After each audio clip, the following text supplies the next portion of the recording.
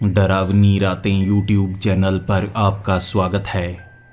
भूत प्रेत पिशाच और शैतानों की रोमांचक कहानियां आपको इस चैनल पर सुनने को मिलती हैं।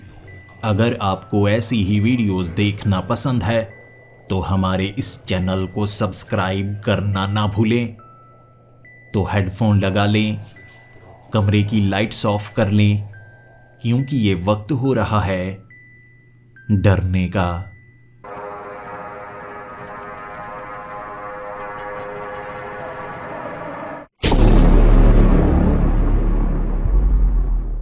हेलो दोस्तों, मेरा नाम हिमांशु है और मैं एक राइटर के साथ साथ एक यूट्यूबर भी हूँ।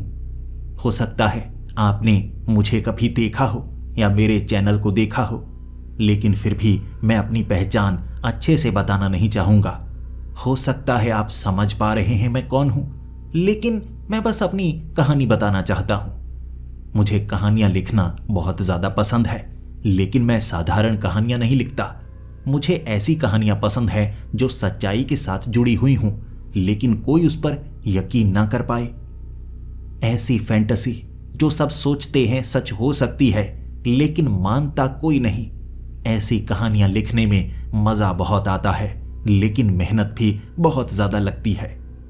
हो सकता है मैं काफी अमीर हूं, इसीलिए अपने शौक पूरे कर पा रहा हूं, और मैं जब किताबें लिखता हूं उन किताबों को पढ़ने के बाद हर कोई मेरी तारीफ करता है और मैं अच्छे रुपए भी कमा लेता हूं। धोखा देना मुझे पसंद नहीं, लेकिन मेरा काम कभी कभी उबाऊ हो जाता है। कहानी की तलाश में आपको ऐसी जगह पर जाना पड़ जाता है जहां आप जाना तो नहीं चाहते, लेकिन कहानी की मांग होती है सच्चाई को सामने लेकर आना।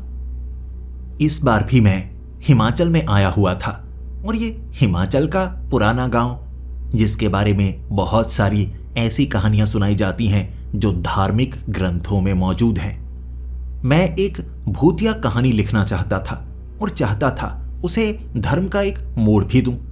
कैसे रूहानी ताकतें हार जाती हैं भगवान की ताकत के आगे, और उसके लिए इस गांव में आना बहुत ज्यादा जरूरी था। लेकिन यहां आकर मुझे कुछ ऐसा मिल जाएगा जो मेरे लिए कहानी से ज्यादा जरूरी होगा। मुझे पता नहीं था। इस गांव में एक छोटी सी किताबों की दुकान थी। उस किताबों की दुकान पर जब मैंने अपनी किताब देखी, बड़ी खुशी हुई। आप भी सोच कर देखिए, आपने चाहे जो भी किया हो, जो भी बनाया हो, जब कोई उसकी तारीफ करता है कितना अच्छा लगता है। और एक ऐसे गांव में एक लेखक की किताब जो खुद देख रहा हो, आंखें नम हो जाती है ना। मेरी भी आंखें नम हो गई थीं। लेकिन तब आगे खड़ी एक लड़की जो शायद उन किताबों को पढ़ना चाहती होगी, लेकिन उसने मेरी किताब को उठाया, फिर नीचे रखा और कहा, ये वाली घटिया किताब नहीं, कोई अच्छी वाली नॉवल पढ़ना चाहूंगी। उसकी ये बात सुनकर मुझे बड़ा अजीब लगा। मैं आगे की तरफ हुआ और उसे कहने लगा, नहीं, ये वाली किताब भी काफी अच्छी है, मैंने ये कहानी खुद पढ़ी है, सच में बेहतरीन है। और वो लड़की कहने लगी, क्या बेहतरीन है? 2-3 पन्ने पढ़कर देखे थे मैंने, मुझे तो बिल्कुल अच्छी नहीं लगी। पता नहीं कौन कौन आजकल लेखक बन जाता है, कोई भी उठकर कहानियां लिखना शुरू कर देता है। अच्छी कहानियां लिखने के लिए दिमाग चाहिए। भले ही मेरे पास दिमाग है, लेकिन अब मैं किताबों में कुछ छपवा नहीं सकती।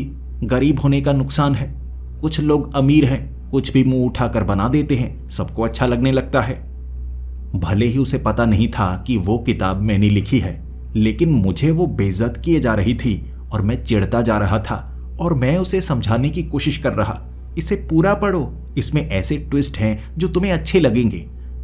ये छोटी सी बहस झगड़े में बदल चुकी थी, और वो मेरी कहानियों में कमियां ढूंढने लगी, मुझे बताने लगी, क्योंकि वो मेरी कई कहानियां सुन चुकी थी, पढ़ चुकी थी, और मुझे कहने लगी, उस कहानी में ये गलती थी, उस कहानी में वो गलती थी।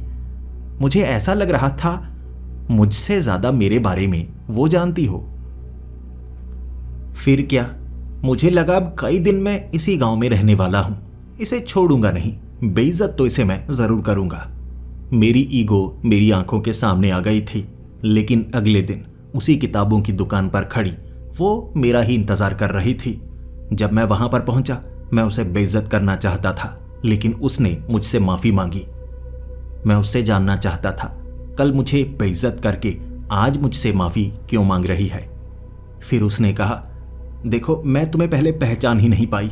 मैंने उस किताब में घर जाकर ध्यान से उस तस्वीर को देखा, वो तुम्हारी तस्वीर थी। तो तुम ही हो हिमांशु जो ये कहानियां लिखते हो। देखो मैंने तुम्हारा चेहरा पहले भी देखा था क्योंकि मैं तुम्हारी फैन रह चुकी हूँ, लेकिन छोटी छोटी गलतियां मुझे बुरी लगने लगी थी। सच बताऊं तुम्हारी कहानियां अच्छी बहुत होती हैं, लेकिन छोटी मोटी गलतियों से मैं ऊब गई थी तो थोड़ा गुस्सा निकाला, क्योंकि कल रात ही मैंने तुम्हारी कहानी पढ़ी थी तो गुस्सा ज्यादा था। ऐसे जो हमारा झगड़ा था वो दोस्ती में बदल गया। मेरे पास में खड़ी मेरी कहानियों के बारे में मुझे ही बता रही थी कि कितनी अच्छी कहानी थी, और मैं जो उसे बेइज्जत करना चाहता था खुद पर शर्मिंदा हो रहा। मैंने एक लड़की को बेइज्जत करने के बारे में सोचा जो कि मुझे पसंद करती है, मेरी कहानियों को पसंद करती है। 1 घंटे तक हम बातें करते रहे, और सच बताऊं मैंने कभी किसी से ऐसे बात की ही नहीं थी। कई लेखक मेरे पास आए जो मेरी कहानियों में कमियां निकाला करते थे, लेकिन जो लेखक होते हैं बड़े उबाऊ होते हैं, सोचते ज्यादा हैं, बात कम करते हैं, और जो करते हैं नाप तोल कर करते हैं। वो बड़ी प्यारी बातें कर रही थी, कमियां भी निकाल रही थी, अच्छाइयां भी बता रही थी, और मैं धीरे धीरे उसकी दोस्ती को समझ ही नहीं पाया। पहली बार कोई ऐसा मिला जो मुझे अच्छा लग रहा था। बातें करते चले गए, मैं उसे पसंद करने लगा था, वो मुझे पसंद करने लगी थी।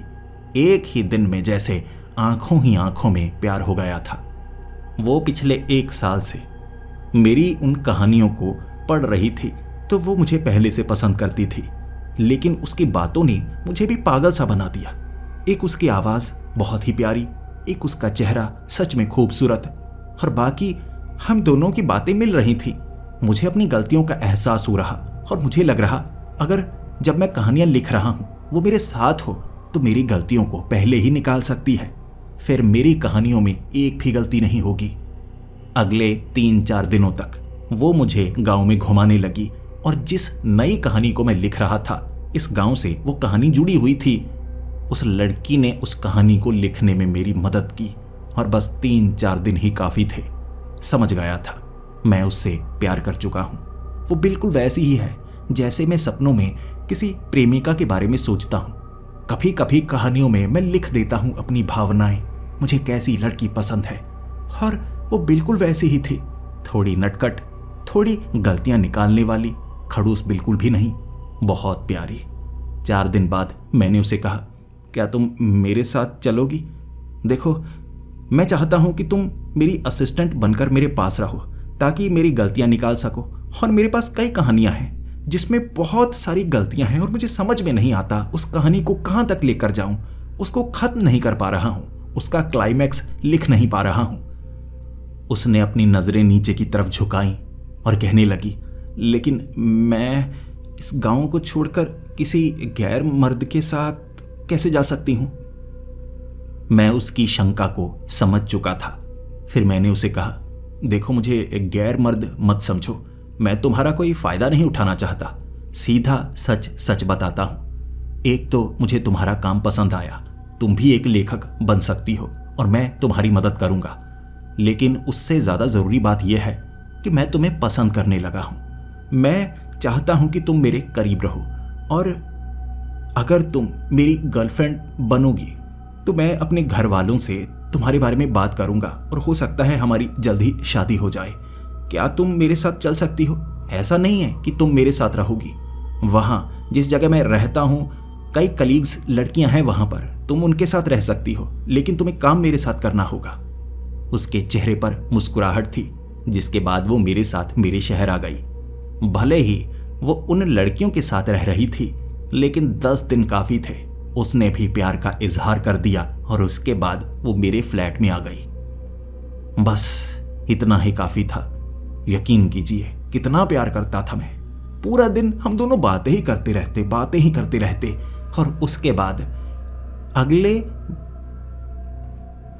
बाद अगले 20 दिनों में मैंने 8 कहानियों का अंत कर दिया, जिसका अंत करने में 1 साल लग चुका था। समझ में नहीं आता था उन कहानियों का क्लाइमैक्स कैसे दिखाऊं, कैसे बताऊं, बयां कैसे करूं। उसने वो रास्ता दिखाया। उसके बाद मैं एक ऐसी कहानी लिखना चाहता था जो बड़ी अजीब हो, बड़ी भयानक हो, और उसने कहा, मेरे पास एक कहानी है, बिल्कुल तुम्हारे अंदाज में। मैं हमेशा सोचा करती थी कि अगर मैं लेखक बनूं तो तुम्हारे जैसी बनूंगी। तो एक ऐसी कहानी जो मेरी पसंदीदा है लेकिन अधूरी सी है।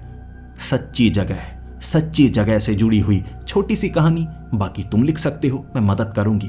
बताओ, लिखना चाहोगे?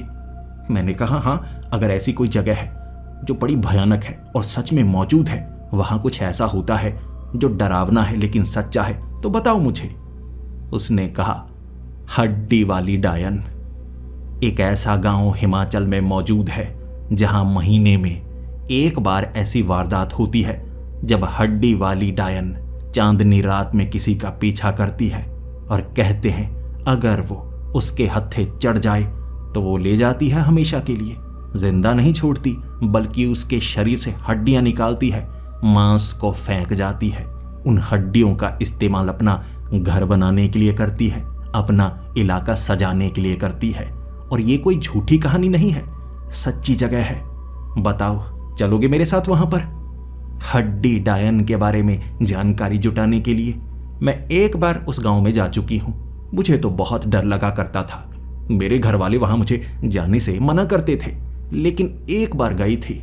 इस कहानी के बारे में मुझे पता लगा, तभी से सोचा करती थी कभी मैं यहां आऊंगी जब लेखक बन जाऊंगी। अब तो मैं लेखक बन गई हूं ना, मेरी भी कोई किताब आएगी ना। मैंने उसकी आंखों में देखा और कहा, इस कहानी को हम दोनों लिखते हैं। मैं अपना नाम भी लिखूंगा, तुम्हारा नाम भी लिखूंगा, हम दोनों की वो एक कहानी, ठीक है ना? वो खुश हो गई और उसकी खुशी में मेरी खुशी थी। लेकिन मैंने उससे पूछा, वो गांव कौन सा है, कहां पर मौजूद है? और उसने उस गांव का नाम बताया था। उस गांव का नाम रक्ता है, लेकिन अब उस गांव को उस नाम से कोई नहीं पुकारता। हड्डी डायन का गांव कहते हैं सब उसे, हड्डी डायन का गांव। और वहां चांदनी रात में लोग छिप छिप कर रहते हैं। क्या चलोगे मेरे साथ वहां पर? मैंने कहा, बिल्कुल, ऐसी जगह मैं जाना चाहूंगा, देखना चाहूंगा। अगर वहां पर ऐसी सच्ची घटनाएं होती हैं।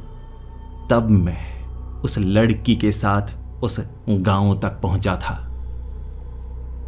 वैदेही।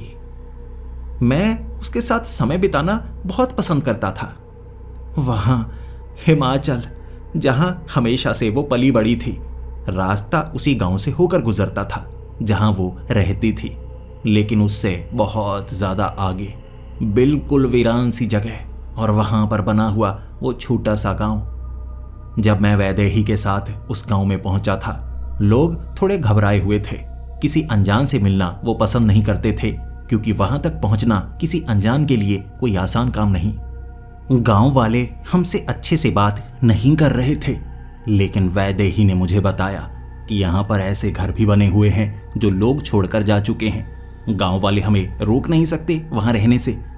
ऐसे किसी अच्छे घर को ढूंढते हैं, वहां रहना शुरू कर देंगे, जब तक कि हम उस कहानी को अच्छे से नहीं लिख पाते। ऐसा ही एक अच्छा साफ सुथरा छत वाला घर वैदेही ने ढूंढ लिया और वहां पर मैंने सामान रखा। वैसे वहां काफी ज्यादा सामान पड़ा था जिसका इस्तेमाल हम कर सकते थे, लेकिन फिर भी गांव वालों से बाकी की कहानी मैं सुनना चाहता था। और वैदेही खुद कह रही कि मुझे भी इतना ज्यादा नहीं पता, गांव वालों से बात करेंगे तभी हमें कहानी का आगे का हिस्सा पता लगेगा। फिर क्या था, मैं गांव वालों से बात करने के लिए कोशिश करने लगा। कोई ना कोई ऐसा तो मिल जाएगा जिससे मैं बात कर पाऊं, और ऐसे ही एक आदमी को मैंने ढूंढ निकाला। उसने मुझे बताया कि जब चांदनी रात होती है तब हड्डी डायन बाहर निकलती है। जब हड्डी डायन बाहर निकलती है तो हड्डियों के कड़कड़ाने की आवाज जब हड्डी डायन बाहर निकलती है तो हड्डियों के कड़कड़ाने की आवाज आती है, हड्डियों के चटकने की आवाज आती है। समझ लो हड्डी डायन घूम रही है और उसकी हड्डियां हमेशा चटकती रहती हैं, लेकिन जिसका वो शिकार करने वाली होती है ना, उसके शरीर की हड्डियां भी चटकने लगती हैं, आवाजें करने लगती हैं। और अगर उससे बचना है तो किसी न किसी जानवर की हड्डियां आपको घर के बाहर टांगनी होंगी। भले ही आप शिकार हों, लेकिन अगर जानवरों की हड्डियां आपने घर के बाहर टांगी हुई हैं, वो उन हड्डियों को ले जाती है और उस इंसान को बख्श देती है। लेकिन अगर आपने जानवरों की हड्डियां घर के बाहर नहीं टांगी या आप खुद घर के बाहर हैं, फिर वो शिकार करती है और जिसका वो शिकार करती है हड्डियां शरीर से बाहर निकाल देती है और उसके बाद मांस को फेंक जाती है घर के अंदर, हड्डियां ले जाती है और उससे अपना घर बनाती है। मैंने उस गांव वाले से एक सवाल पूछा, जो घर वो बना रही है हड्डियों से, क्या वो यहां पर मौजूद है? और उस गांव वाले ने कहा, तुम पागल तो नहीं हो गए? तुम वहां जाकर उस घर को देखना तो नहीं चाहते? उसके इलाके को देखना तो नहीं चाहते? पागल हो? वो हड्डी डायन जैसे मारती है, वो मौत सबसे भयानक होती है। वैसे वो गांव में सिर्फ चांदनी रात में आती है। अगर तुम उस जगह गए, हो सकता है तुम्हें वो हड्डी डायन खुद मिल जाए। तुम मरना चाहते हो? मेरी आंखों में चमक थी। मैंने उसको कहा, बस ये बता दो कि वो जो उसका घर है वो किस तरफ है, वो इलाका किस तरफ है। मैं जाना नहीं चाहूंगा, लेकिन फिर भी जानने की इच्छा है, सिर्फ जानने की इच्छा। उस गांव वाले ने मुझे बता दिया कि वो हड्डी डायन का घर किस तरफ है। मैंने वैदेही को देखा। वैदेही भी खुश थी, मैं भी खुश था। कहानी में अगर हमें उस जगह के बारे में अच्छे से पता लग जाए, ये कहानी को कितना बेहतरीन हम बना सकते हैं। एक ऐसा घर जो हड्डियों से बना हुआ है। हम इस जगह के बारे में भी बताएंगे ताकि कहानी पढ़ने के बाद अगर किसी को कहानी पर शक हो, वो इस जगह आकर जब उस घर को देखेगा उसकी टांगें कांपने लगेंगी और हमारी ये किताब बिकेगी भी बहुत ज़्यादा, सच्चाई पर आधारित होगी। तो हमें उस जगह जाना चाहिए। लेकिन वक्त शाम का हो चुका था। वैदेही ने कहा, रात को ऐसी जगह पर नहीं जाते। मैंने वैदेही को पूछा, वैसे चांदनी रात कितने दिनों में आने वाली है? और उसने 7 दिन कहा। और मैं वैदेही को कहने लगा, तो 7 दिन हमें यहाँ पर रुकना होगा। हड्डियों के चटकने की आवाज़, वो आवाज़ें सुननी है हमें। आखिर यहाँ चल क्या रहा है? ये सच्चाई है या झूठ है? एक बार तो पता लगाना होगा। वैदेही मान चुकी थी। वो रात हम उस घर में बिताने वाले थे। वैसे हर रोज ऐसा कुछ नहीं होता। गांव वालों ने हमें यही कहा था। एक और गांव वाली औरत से हमने पूछा था और उसने भी ये कहानी बिल्कुल एक समान बताई थी। और तीसरी हो गई वैदेही, उसने भी ये कहानी ऐसे ही किसी और बुजुर्ग से सुनी थी। यानी ये पक्का है, ये एक सच्ची कहानी है। अब इसमें हड्डी डायन है या नहीं, बस उसका पता लगाना है। हमने उस घर को ठीक ठाक किया और उसके बाद वहां 2 पलंग लगा लिए। 2 कमरे थे वो। एक में वैदेही सोने वाली थी, एक में मैं सोने वाला था। वक्त रात के 9 या 9:30 का होगा। अचानक मुझे ऐसा लगने लगा जैसे लकड़ियों की आवाज आ रही हो। 2 लकड़ियों को आपस में मारा जा रहा हो, या कह सकते हैं हड्डियों के चटकने की आवाज। जब ये आवाज मुझे सुनाई दी, मुझे वो ख्याल आने लगे जैसी कहानी सबने सुनाई थी। क्या ये सब वैसा ही तो नहीं हो रहा? हमने घर के बाहर हड्डियों को तो टांगा ही नहीं है। मैं जल्दी से उठा। भले ही इन चीजों पर यकीन नहीं करता था, लेकिन फिर भी रात के वक्त डर तो लगता है। मैं वैदेही के कमरे में गया। वैदेही सो रही थी। मैंने जल्दी से उसे उठाया और कहा, ये देखो, तुम्हें आवाजें सुनाई दी? यहां से हड्डियों की आवाजें आ रही थी और काफी समय तक वो आवाजें आती रहीं। वैदेही ने वो आवाजें नहीं सुनी क्योंकि वो सो रही थी। उसे नींद काफी जल्दी आ जाती है। वो सुबह जल्दी उठती है, शायद इस कारण। लेकिन उसके बाद मैंने वैदेही को कहा, हड्डियों की आवाजें जरूर आ रही हैं। क्या हमें घर के बाहर जानवरों की हड्डियों को नहीं टांग लेना चाहिए था? लेकिन गांव वालों ने ऐसा कुछ तो बताया ही नहीं था। वैदेही ने भी कहा, ऐसा तो चांदनी रात में किया जाता है और कभी भी हड्डी डायन ने चांदनी रात के सिवा किसी और दिन शिकार नहीं किया, तो आज तुम्हें वो आवाजें सुनाई दे रही हैं। ऐसा तो नहीं हमारा चुनाव कर रही है और चांदनी रात में हमारे साथ कुछ करेगी? वैदेही ये कहकर थोड़ा सा मुस्कुराई थी और मैंने कहा, मेरी हालत पतली है और तुम्हें ये मजाक लग रहा है। उसके बाद वैदेही ने मुझे वहां बिठाकर मुझको कहा कि क्या तुम और जगह जा चुके हो? क्या ऐसी और खतरनाक जगह तुम पहले भी गए हो? क्या कभी तुमने ऐसा कुछ देखा इतने सालों में? मैंने कहा नहीं। उसने कहा तो ये सब यहाँ पर भी नहीं होगा, हमें डराने की कोशिश कर रहा होगा कोई। मैं सुनती हूँ वो आवाज़ कहाँ से आती है, अब तक मैंने तो सुनी नहीं, हो सकता है तुम्हें भ्रम हो रहा हो। हम काफी समय तक उस आवाज को सुनने की कोशिश कर रहे थे, लेकिन घर से बाहर नहीं जाना चाहते थे। वो आवाज दोबारा नहीं आई। पूरी रात वो आवाज दोबारा नहीं आई। अगली सुबह सबसे पहले हम गांव वालों से बात करना चाहते थे, और अब हमें उस जगह के बारे में तो पता था जहां पर हड्डी डायन का घर है, लेकिन वो सच में है या नहीं वो तो देखकर पता लगेगा। बाकी पहले गांव वालों से बात कर लें। जो रात को हुआ वो मेरा सिर्फ भ्रम था या सच में मुझे आवाज सुनाई दी होगी। जब हम गांव में पहुंचे, कुछ लोगों को कुछ रुपए देने के बाद उन्होंने सच्चाई बकना शुरू कर दिया कि यहां पर वो हड्डी चटकने की आवाज सच में आती है, लेकिन चांदनी रात में आती है।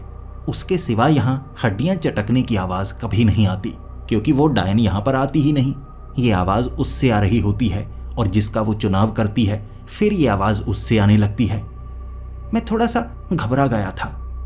उसके बाद मेरे दिमाग में एक ख्याल आया, ये आवाज वैदेही तुमसे तो नहीं आई होगी। वैदेही ने कहा, मुझसे क्यों आएगी? मैं उसे ये कहना नहीं चाहता था कि हो सकता है हड्डी डायन ने वैदेही का चुनाव किया हो, लेकिन ये शब्द मैं अपनी जबान पर लाना नहीं चाहता था। इसीलिए मैंने इस बात को आगे नहीं बढ़ाया, क्योंकि मुझे भी इन बातों पर ज्यादा यकीन नहीं था। हो सकता है रात के वक्त गांव वालों ने हमें डराने की कोशिश की हो। वैसे भी हम घर से बाहर नहीं निकलेंगे, और गांव वालों ने हमें कुछ मरे हुए जानवरों की हड्डियां दी, जो हम घर के बाहर टांग लें तो वो डायन घर के अंदर नहीं आएगी, चाहे ये चांदनी रात हो या कोई और रात हो। हमारा डर खत्म करने के लिए हमारे घर के बाहर भी हड्डियों को टांग दिया गया था। वैदेही ने कहा, चलो अब हम उस घर को देख कर आते हैं। मैं वैदेही के साथ चलने लगा। मन में अजीब से ख्याल आ रहे थे, क्या सच में हड्डियों का बना घर हो सकता है, या बस कोई साधारण लकड़ी या पत्थर का बना हुआ घर होगा, या ईंटों का घर होगा और कुछ हड्डियां लटकी हुई होंगी।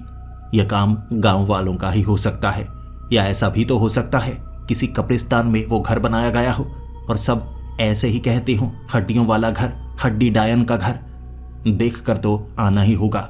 जब हम उस तरफ बढ़ते जा रहे थे, वहां बहुत ज्यादा पेड़ लगे हुए, और ढलान से नीचे उतरने के बाद हमें एक ऐसी जगह नजर आई जहां पेड़ तो मौजूद थे, लेकिन पत्तियां मौजूद नहीं थीं। सभी के सभी पेड़ बिना पत्तियों के, लेकिन वो हरे पेड़ थे, यानी सूखी हुई लकड़ी नहीं बने थे, जिंदा थे, लेकिन उन पर कोई पत्ती उगती ही नहीं।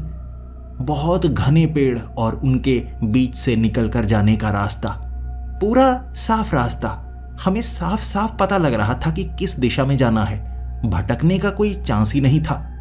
आगे बढ़ते बढ़ते आखिरकार हमें सामने एक घर नजर आया। यकीन कीजिए, बड़े छोटे हर तरह के जानवर की हड्डियों से बना हुआ घर। करीब से देखा, पत्थर तो थे ही नहीं, सिर्फ हड्डियां, सिर्फ हड्डियां, हड्डियों का बना हुआ घर, और आसपास हड्डियों को जोड़कर बनाए गए बर्तन। बस हड्डियां ही हड्डियां थीं, राख और हड्डियां। एक बार के लिए शरीर में सिहरन सी पैदा हो गई थी। वैदेही मेरी तरफ देखने लगी। मैं भी महसूस कर रहा था वो कितनी ज्यादा डर चुकी है। डरा हुआ तो मैं भी था, लेकिन हो सकता है ये किसी और ने किया हो, ये डायन वाली बात सच्ची हो ही ना। फिर वैदेही ने कहा, लेकिन एक तस्वीर सी बना लो ताकि ये कभी भूले ना, या ऐसा करो तस्वीर खींचने की कोशिश करो, एक तस्वीर खींच लो, बाद में ऐसी ही एक पेंटिंग बनवाएंगे जो अपनी उस कहानी की किताब के बीच हम छपवाएंगे। सबको लगेगा झूठा है, जो यहां आएगा वो इसे सच मानेगा। ये तो एक पब्लिसिटी स्टंट हो सकता है। मैंने उस घर की तस्वीर खींच ली थी। फिर वैदेही ने कहा, आसपास कुछ और देख कर आए। ये पूरी जगह कैसी है? क्या पूरी जगह को हड्डियों से बनाया गया है और पेड़ों की पत्तियों को क्या उतारा गया है, या पेड़ ही ऐसे हैं बिना पत्तियों वाले? हम उस घर के आसपास थोड़ा घूमना चाहते थे, लेकिन अचानक हड्डियों के कड़कड़ाने की वो आवाज़ उस घर के अंदर से आने लगी। सच में ऐसा नहीं था तो हड्डियों को आपस में मारा जा रहा हो, जैसे हड्डियों को कुचला जा रहा हो। हड्डियों के टूटने की आवाज़ थी, बहुत ज़्यादा, जैसे हड्डियों वाला वो घर चरमरा रहा हो, गिरने वाला हो। मैं और वैदेही एक दूसरे की तरफ देख रहे थे। उसके बाद मैंने हिम्मत करके वैदेही को कहा, क्या हमें अंदर जाकर देखना चाहिए? वैदेही ने कहा, हमारा काम हो चुका है, हमें इस कोई रहस्य को सुलझाना नहीं है, हमें बस यहाँ तक आना था, कहानी का ये हिस्सा पता चल जाएगा, बस वापस चलते हैं, बाकी चांदनी रात को देखते हैं। मुझे नहीं लगता हमें घर के अंदर जाना चाहिए। मानो कि अगर वो हड्डी डायन यहाँ पर मौजूद नहीं भी है, ये हड्डियों से बना हुआ घर वजन के कारण अगर गिरा, हड्डियों का वजन ज़्यादा होगा, हम नीचे दब सकते हैं और मदद के लिए कोई नहीं आएगा। वैदेही की बात बिल्कुल सही थी, मदद के लिए तो कोई नहीं आने वाला, तो हमें समझदारी दिखाते हुए पीछे मुड़ना चाहिए। हम पीछे गांव की तरफ जाने लगे।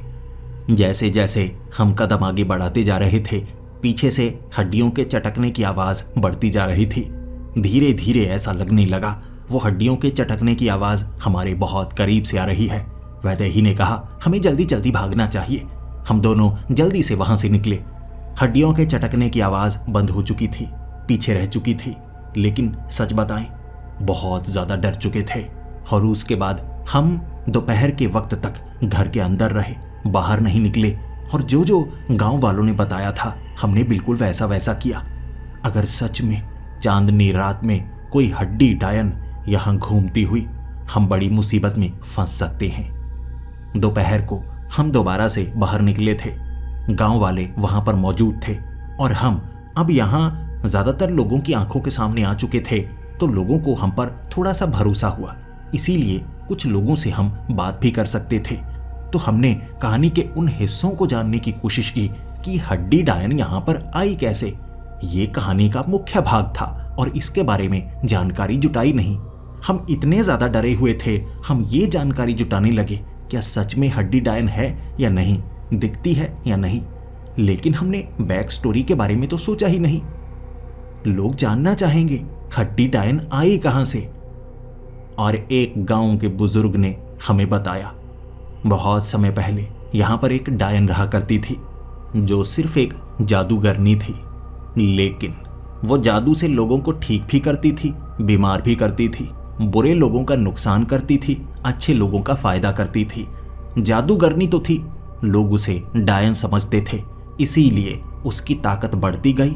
और उसके बाद गांव वालों ने अंत में यही निर्णय लिया कि उसे गांव से बाहर निकालना होगा। भले ही उसे गांव से बाहर निकाल दिया गया था, लेकिन उस जगह उसने अपना घर बनाया लकड़ी का। अपने जादू से मिट्टी के साथ लकड़ी को जोड़कर उसने घर बनाया था। लेकिन गांव वाले उससे परेशान थे, जो उसे नापसंद करते थे। उन्होंने उसके घर को जलाया और उसे गुस्सा दिलाया। उसने बदला लेने की कोशिश की, कुछ लोगों को जख्मी किया, गांव वालों ने उसे जख्मी किया। उसकी ताकत बहुत ज़्यादा थी, कुछ लोग मिलकर भी उसका मुकाबला नहीं कर पाते थे, क्योंकि उसके पास ऐसा जादू था कि वो भीड़ को तितर बितर कर सकती थी, जला सकती थी। लोग डरते थे, तो गांव वालों ने मिलकर उसे पकड़ा। उसे मारना आसान नहीं था, गला घोंट दो, लेकिन बिना सांस के वो जिंदा रह सकती थी। बांध कर रखो, भूखे प्यासे वो जिंदा रहती। चाहे उसे खंजर से घोंप दो, फिर भी वो मरती नहीं थी। तो गांव वालों ने एक ही तरीका अपनाया, उसके शरीर की जितनी हड्डियां थीं, उन हड्डियों को तोड़ा गया, शरीर से अलग किया गया, उसे तड़पा तड़पा कर मारा गया और शरीर की हड्डियां यहां बिखेर दी गई। उसे मृत घोषित कर दिया गया। लेकिन वो तब भी मरी नहीं थी। उसके शरीर की हड्डियां धीरे धीरे जुड़ने लगी। उसका मांस खत्म हो चुका था, हड्डियां बची थी। हड्डियों के जुड़ने के बाद वो एक ऐसा कंकाल बन गई जिसे देखकर गांव वाले डर गए। लेकिन अब गांव वाले कुछ नहीं कर सकते थे। वो एक हड्डी डायन बन चुकी थी जो हड्डियां मांग रही थी, क्योंकि उसे अपना घर बनाना था, उसे अपना गांव बनाना था। तो वो चांदनी रात में, जैसा उसने कहा कि मैं हर चांदनी रात में आऊंगी, एक इंसान का शिकार करूंगी, उसकी हड्डियों को ले जाऊंगी, उससे अपना घर बनाऊंगी। तब से वो यहाँ पर हर चांदनी रात में एक शिकार लेने के लिए आती है, लेकिन उसे भ्रमित करने के लिए एक तरीका ढूंढा गया। उसे पता ही नहीं लगता इंसानों की हड्डियां कौन सी हैं और जानवरों की हड्डियां कौन सी। जिसका शिकार करने की वो कोशिश करती है, एक झटके में शिकार नहीं करती। उसकी हड्डियां चटकने की आवाज़ आती है। जब हड्डियां चटकने की आवाज़ चांदनी रात के करीब आने लगे, आपको घर के दरवाजे के पास जानवरों की हड्डियां रखनी होती हैं। वो उन हड्डियों को ले जाती है और अपने शिकार को छोड़ देती है। ऐसे यहाँ पर कभी कभी कोई गलती कर देता है जो हड्डियां नहीं रखता, इस पर यकीन नहीं करता, या बाहर से आया कोई, वो उसका शिकार बनता है। लेकिन गांव वाले बचे रहते हैं। कभी कभी चांदनी रात में कोई गलती करता है तो मारा जाता है। हड्डियां नहीं मिलती, उसकी मांस के टुकड़े मिलते हैं। उसकी हड्डियों को वो अपने इलाके के या कहें अपने गांव के घर के किस हिस्से में लगाती है, उसकी जानकारी कभी कोई नहीं रखता। ये कहानी काफी ज्यादा भयानक थी। मैं भी डर गया था, वैदेही भी डर गई थी। उसके बाद वो पूरा दिन इसी तरह से निकला। लेकिन रात के वक्त वैदेही अपने कमरे में, मैं अपने कमरे में था। लेकिन मुझे लगभग 10 बजे फिर से हड्डियों के कड़कड़ाने की आवाज़ सुनाई दी। दीवार पर कान लगाकर सुनने की कोशिश की, बाहर से ये आवाज़ कौन कर रहा है। मैं वैदेही के पास गया तो वो सोई हुई थी, लेकिन अब भी वो हड्डियों के कड़कड़ाने की आवाज़ मुझे दोबारा सुनाई दी थी। तो मुझे लगा बाहर निकलकर देखना चाहिए। मैंने दरवाज़ा खोलकर बाहर झांका। बाहर काफ़ी ज़्यादा अंधेरा था, लेकिन ये आवाज़ पिछली दीवार के पास से आ रही थी, जहां पर हमारे कमरे थे। मैं छिपता हुआ पीछे जाना चाहता था, लेकिन हड्डियों के कड़कड़ाने की वो आवाज़ काफ़ी कम आ रही थी। जिसके बाद धीरे धीरे दीवार से सटता हुआ मैं पीछे झांक कर देखना चाहता था, पीछे वो कौन है जो ये आवाज़ कर रहा है। ये हड्डी डायन ही है या कोई और है जो हमें डराना चाहता है। मैं बयान नहीं कर सकता मेरी हालत कितनी बुरी थी कि मैंने जब पीछे की तरफ देखा, मेरी आंखों के सामने थोड़ा थोड़ा अंधेरा सा आने लगा। मुझे लगा मुझे एक भयानक सी डायन दिखेगी और मेरे हाथ पांव फूल जाएंगे, लेकिन पीछे कोई नहीं था। अब भी हड्डियों के कड़कड़ाने की आवाज़ आई जा रही थी और काफ़ी करीब से। मुझे लगा कहीं और होगी वो जो आवाज़ कर रही होगी या होगा। खुद को मैंने अंदर से डांटा और कहा, डरपोक हूं मैं, डरपोक हूं, सच जानने आया हूं, डरने की कोई बात नहीं है। फिर मैंने आगे की तरफ कदम बढ़ाए और आगे जाकर देखा ये आवाज़ दूर से नहीं आ रही थी, लेकिन जब मैंने दीवार पर कान लगाया, ये आवाज़ बाहर से नहीं अंदर से आ रही थी। बस फिर क्या, मेरी जो हालत बुरी हुई, मैं भागा अंदर की तरफ। मुझे अपनी चिंता नहीं थी, मुझे वैदेही की चिंता थी। मैं जैसे ही घर के अंदर गया, सच में अंदर से वो कड़कड़ाने की आवाज़ बहुत ज़्यादा आ रही थी। जिसके बाद मैं वैदेही के कमरे में गया और चीख रहा था मैं। मेरी आवाज़ सुनकर वैदेही उठी और कहने लगी, क्या हुआ? मैंने कहा वो आवाज़ अंदर से आ रही थी, हड्डियों के कड़कड़ाने की आवाज़ अंदर से आ रही थी। वैदेही भी बहुत ज़्यादा डर गई, क्योंकि वो नींद में थी और उसने कोई डरावना सपना देखा होगा। वो पहले से डरी हुई थी और मैंने उसे ऐसे डराया, वो रोने लगी। मुझे उसने गले से लगा लिया। उसके बाद मैंने दरवाज़ा बंद किया और कहा, अब तुम अलग कमरे में नहीं सोओगी, यहाँ हम 2 पलंग लगा लेंगे, एक दूसरे को देखते रहेंगे, दूर नहीं रहेंगे। मुझे डर है कहीं कोई इस कमरे के अंदर तो नहीं आया, लेकिन अंदर तो कोई नहीं है, भागने का समय किसी को मिला नहीं होगा। वैदेही ने कहा, हो सकता है तुम्हें भ्रम हुआ हो। मैंने कहा, नहीं, वो भ्रम नहीं था। अगले 1-2 दिनों तक हम ऐसे ही भांपते रहे कि गांव में चल क्या रहा है, लेकिन गांव में कुछ खास पता नहीं चल रहा था और ना ही हम उस हड्डी डायन के घर की तरफ जा रहे थे। रात को हड्डियों के कड़कड़ाने की वो आवाज़ बार बार आती, लेकिन हम दोनों एक ही कमरे में होते।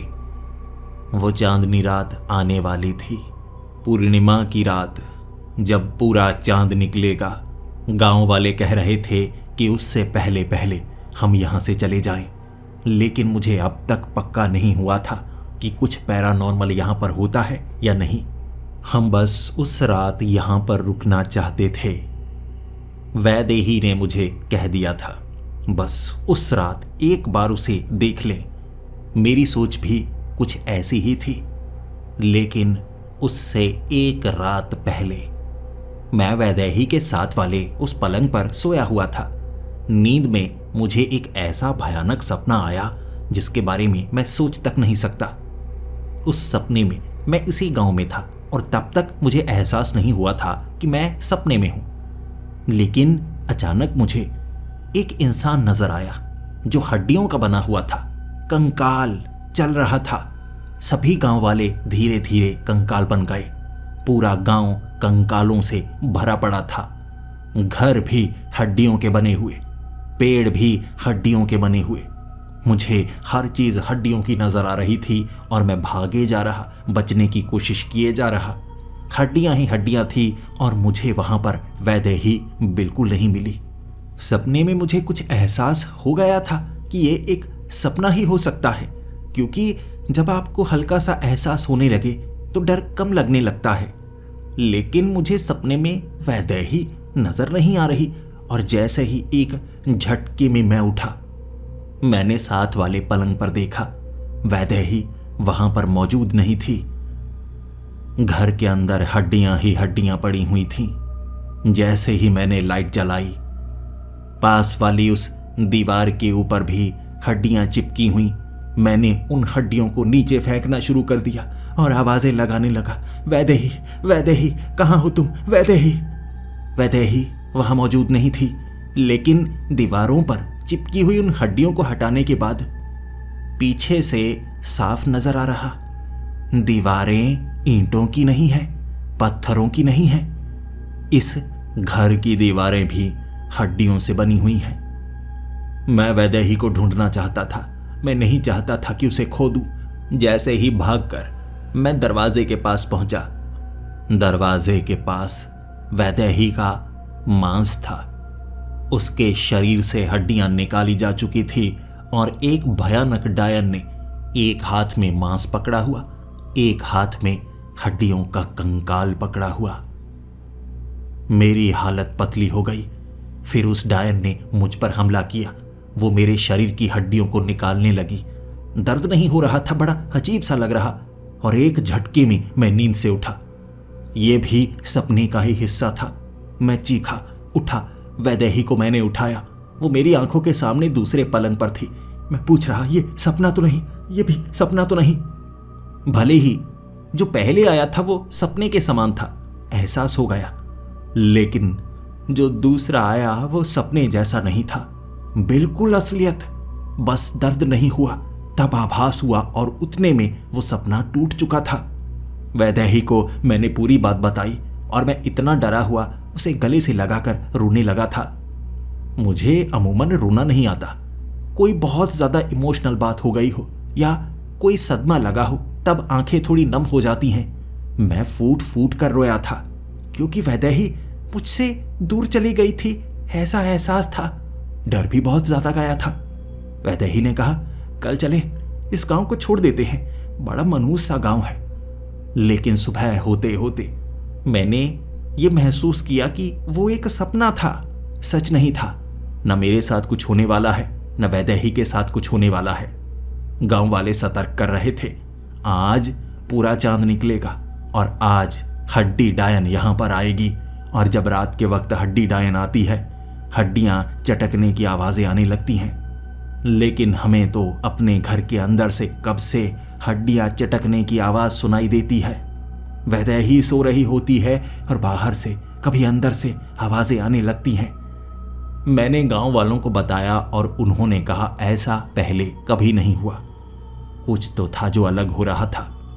मैं वैदेही से बात कर रहा, हमारे पास कुछ ही घंटे हैं, बताओ चले यहां से या रुकना है। वैदेही के पास भी कोई खास जवाब नहीं था। लेकिन हमारा काम है ये, सच्चाई को कहानी का रूप देना, और हमें पूरी सच्चाई जाननी है। वो कैसी दिखती है, वो मौजूद भी है, या बस डरते डरते हमें झूठे आभास होते हैं। कोई डराता है और इस बात का बतंगड़ बनाता है कि हमें डरावने सपने तक आने लगते हैं। हो सकता है ऐसा, ये सच हो सकता है या झूठ है, पता तो आज रात लगने ही वाला था। शाम होने से पहले पहले गांव वाले हमें कह रहे, चले जाओ, लगता है शिकार तुम्हारा ही होगा, तुम्हें हड्डियां चटकने की आवाज सुनाई दी है, चले जाओ यहां से। लेकिन शाम तक तो हमारा यहां से निकलने का कोई प्लान नहीं था, लेकिन जब मुसीबत बेहद करीब आ जाती है, हमें डर लगता है, तो हम गलत डिसीजन ले ही लेते हैं। वैदेही ने कहा, चलो निकलते हैं, मुझे लगता है आज कुछ बुरा हो जाएगा, या तो मैं तुम्हें खो दूंगी या मेरे साथ कुछ हो जाएगा, चलो यहां से चलते हैं। वैदेही जिद करने लगी और मैंने हामी भर दी, ठीक है, गांव से बाहर निकल जाएंगे, हम दूर चले जाएंगे। उसके बाद वो कच्चे रास्ते पर चलते चलते हमें काफी दूर निकलना था। यहाँ पक्की सड़क बनी हुई नहीं थी, पहले भी चलकर यहाँ तक पहुंचे थे, अब भी चलकर यहाँ से बाहर निकलना था। 1 ही घंटा लगेगा, यहाँ से हम बाहर निकल जाएंगे। वैदेही के साथ मैं चलने लगा था। अंधेरा होने में बहुत ज्यादा समय था, 2 घंटे अभी भी बाकी थे, तब तक तो यहाँ से बहुत दूर निकल जाएंगे। उस पगडंडी पर चलते वक्त इतना डर नहीं लगा था, लेकिन वैदेही बार बार रुक जाती। ऐसा लगने लगता जैसे उसे बहुत ज्यादा बुखार चढ़ रहा है। वैदेही अपनी आंखें बंद करती और उसे दौरा सा पड़ने लगता। मुझे लग रहा था वो किसी के वश में हो रही है, लेकिन फिर भी मैं उसे लेकर जाता, खींचता। मैं कहता, चलो यहां से दूर चले जाना है हमें, हम यहां बिल्कुल नहीं रुकेंगे। वैदेही खुद को संभाल रही थी, लेकिन मुझ पर भरोसा पूरा करती थी। उसके बाद एक बार तो उसे ऐसा दौरा पड़ा कि मुंह से झाग निकलने लगी। मुझे लगा वो बचने वाली नहीं। तब जंगल में हड्डियों के कड़कड़ाने की आवाज सुनाई दी थी। वो हड्डियों के कड़कड़ाने की आवाज बड़ी जोरदार थी, और उस हड्डियों के कड़कड़ाने की आवाज के साथ हवा का बहुत जोरदार झोंका भी आया था, जिसने पेड़ों को हिलाकर रख दिया था। घबरा गया था मैं। उसके बाद जब वो होश में आई, समय बीत चुका था, लेकिन हम गांव से बहुत ज्यादा दूर आ गए थे। वैदेही तब कहने लगी, हम आगे वाले गांव तक पहुंच नहीं पाएंगे, लेकिन मुझे एक रास्ता पता है। उस रास्ते से हम एक नदी के पास पहुंच सकते हैं, और यहाँ एक और गांव है, मंदिरों वाला गांव। वहां ढेर सारे मंदिर हैं, किसी मंदिर में रुक जाएंगे। आज रात हमें किसी मंदिर में रुकना होगा, तब हमारे साथ शायद कुछ ना हो। हम उस गांव से तो दूर निकल आए हैं ना। उसकी बात बिल्कुल सही थी। मुझे भी लग रहा कुछ उस पर हावी हो रहा है। अगर किसी गांव में कोई बड़ा मंदिर है और एक मंदिरों का गांव, तो वहां पुजारी भी बहुत सारे होंगे, कुछ ना कुछ तो करेंगे हमारे बचाव के लिए। हम एक छोटी पगडंडी का सहारा लेकर, कच्चे रास्ते का सहारा लेकर उस गांव की तरफ बढ़ने लगे।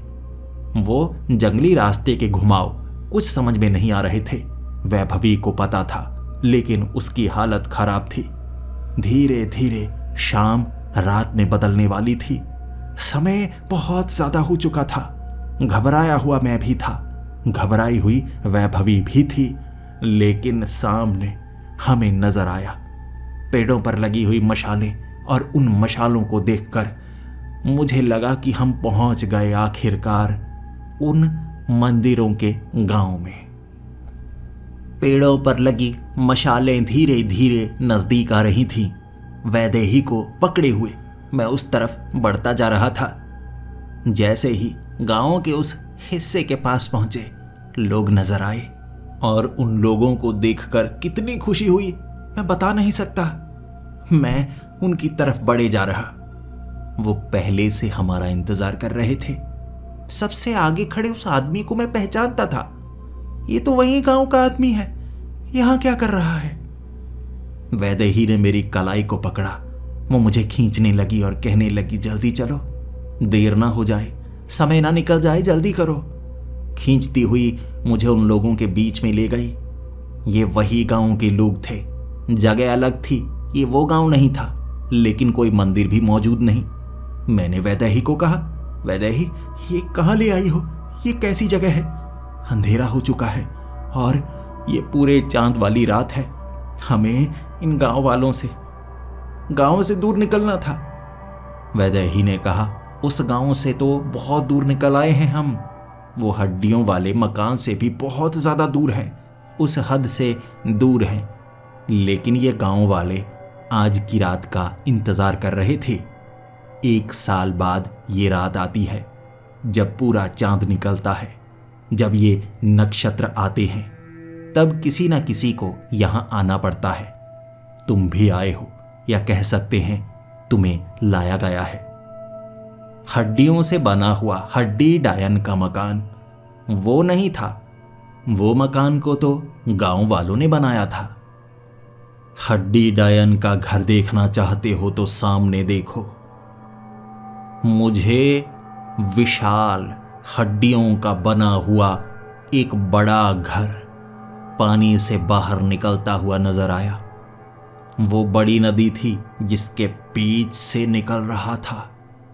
कई मंजिला बहुत बड़ा वो मकान कहूं या किला कहूं, सफेद रंग का हड्डियों का बना हुआ।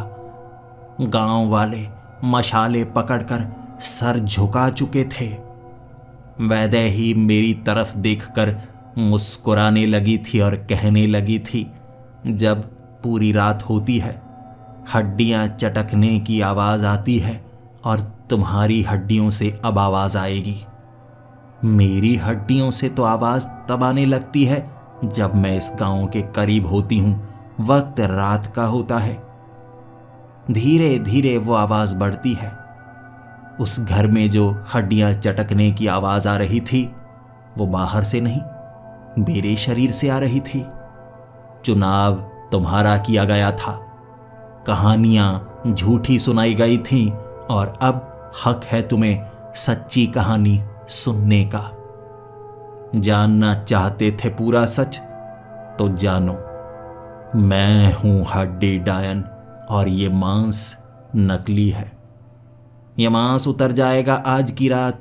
मेरा शरीर असली शरीर निकलेगा जो हड्डियों से बना हुआ है, बिना मांस का शरीर।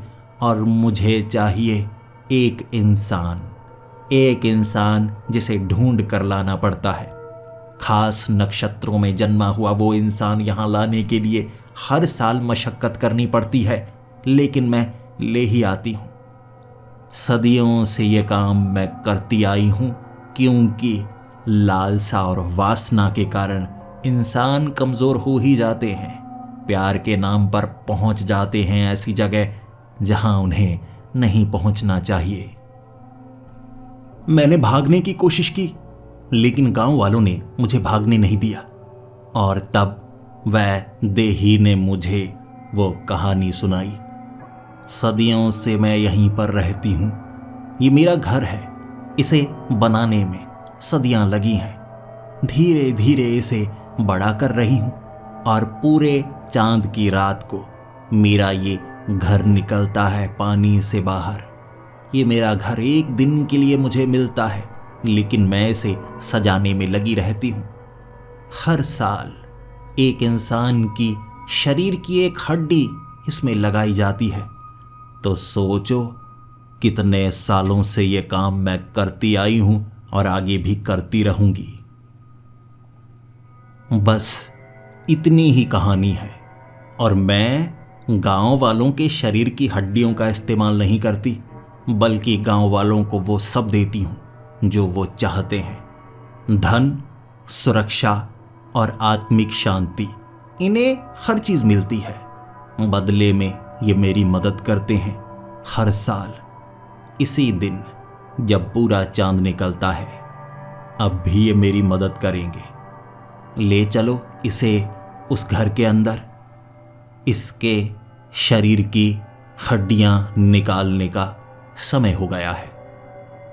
मेरी आंखों के सामने हड्डी डायन ने जैसे अपने कपड़े उतारे जाते हैं, उसने अपने शरीर के मांस को उतारा था।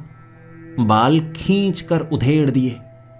अपने शरीर के मांस को ऐसे उतारा जैसे बस परत हो। हड्डियां खून से सनी हुई, खून निचुड़ चुका था, सफेद चमकदार संगमरमर के समान हड्डियां, लेकिन इंसानी ढांचे की तरह नहीं। जैसे इंसानी कंकाल होता है, उसके ऊपर मांस की जगह और छोटी छोटी बड़ी बड़ी और हड्डियां लगा दी जाएं और आकार दे दिया जाए, पूरी तरह ऐसा जैसे मांसपेशियों से भरा हुआ कोई इंसान हो, ऐसी थी वो। उस घर के अंदर मुझे एक डंडे के साथ बांधा गया था और फिर मेरे शरीर के मांस को उधेड़कर हड्डियों को निकाला गया, मार दिया गया, मौत के घाट उतार दिया गया। और ऐसे उस हड्डी डायन ने जो वो सदियों से करती आ रही थी, आगे भी किया। ये कहानी का अंत ऐसे ही होता है। अच्छी लगी ना आपको? डर लगा ना आपको? और अब इस कहानी का अंत करते हैं। लेकिन कहानी के अंत में जिसने इस कहानी को लिखा होता है, उसका नाम भी तो लिखना पड़ता है ना। तो मैं भी इस कहानी के अंत में नाम लिखती हूं। वैदेही।